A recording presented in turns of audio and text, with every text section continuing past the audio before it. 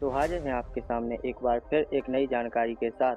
और आज हम बात करने वाले हैं भारत में बढ़ती हुई बेरोजगारी के बारे में। भारत जैसे विकासशील देश में बढ़ती हुई बेरोजगारी एक बहुत बड़ी रुकावट है।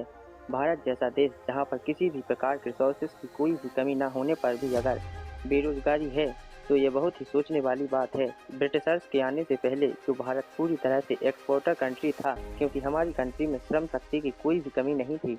भारत में हर एक वस्तु का प्रोडक्शन होता था। भारत किसी भी चीज़ के लिए किसी दूसरी कंट्री पर डिपेंड नहीं था। And that's was one reason that India was completely prospers. पर अंग्रेजों के आने के बाद भारत पूरी तरह बर्बाद हो गया। जो देश वर्ल्ड का सबसे बड़ा एक्सपोर्टर देश था वो इम्पोर्टर देश बन गया, और इसी के बाद भारत में बेरोजगारी की दर बढ़ती गई। और इस बेरोजगारी के हजारों रीजन हो सकते हैं।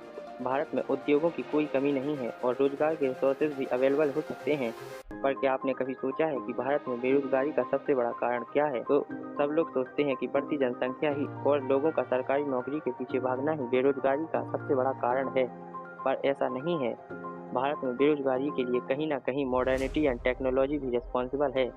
इसका यह मतलब नहीं है कि बेरोजगारी के लिए पूरी तरह यही जिम्मेदार है। चलिए इसे एक एग्जाम्पल से समझते हैं। जैसे किसी कुएं को खोदने के लिए 10 वर्कर्स की ज़रूरत है। अगर वो कुआं 10 लोग मिलकर खोदेंगे तो उससे 10 लोगों को रोजगार मिलेगा। पर अगर वही कुआं एक मशीन खोदेगी तो इससे टाइम और मनी की सेविंग तो होगी, पर इसका पूरा प्रॉफिट किसी एक पर्सन को ही होगा और वो 10 लोग बेरोजगार हो जाएंगे। पर इसका मतलब यह नहीं है कि हर एक फील्ड में मशीन और कंप्यूटर्स ही अनएम्प्लॉयमेंट के लिए रिस्पॉन्सिबल है।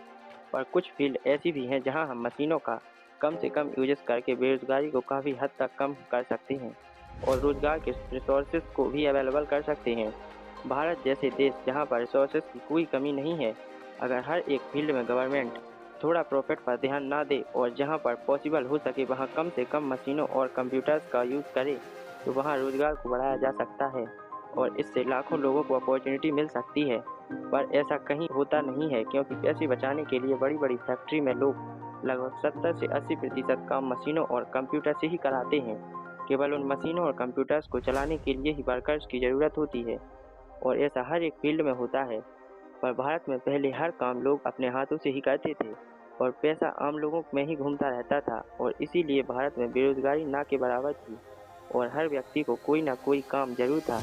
पर अब इंसानों की जगह मशीनों ने ले ली है, जिससे प्रॉफिट किसी एक ही पर्सन का होता है और यही रीज़न है कि अमीर लोग और अमीर होते जा रहे हैं और गरीब लोग और गरीब। भारत में बेरोजगारी रेट जनवरी 2024 में 6.8% थी। भारत विश्व की 5वें नंबर की सबसे बड़ी इकोनॉमी जरूर है, पर प्रति व्यक्ति आय के मामले में तो भारत आज भी बहुत पीछे है। एक रिपोर्ट के मुताबिक वर्ष 2021 में प्रति व्यक्ति आय के मामले में भारत 190 देशों में से 122वें स्थान पर है, और उसमें सरकार कर भी क्या सकती है। भारत के हर एक व्यक्ति के अंदर गवर्नमेंट जॉब का कीड़ा घुसा हुआ है और इसी के लिए हर एक फील्ड में इतना कंपटीशन बढ़ गया है, और इसीलिए कुछ लोग तो क्वालिफाइड होने के बाद भी बेरोजगार बैठे हैं। So that's all for today, and you like the information, so don't forget to subscribe the channel and see you with such interesting videos.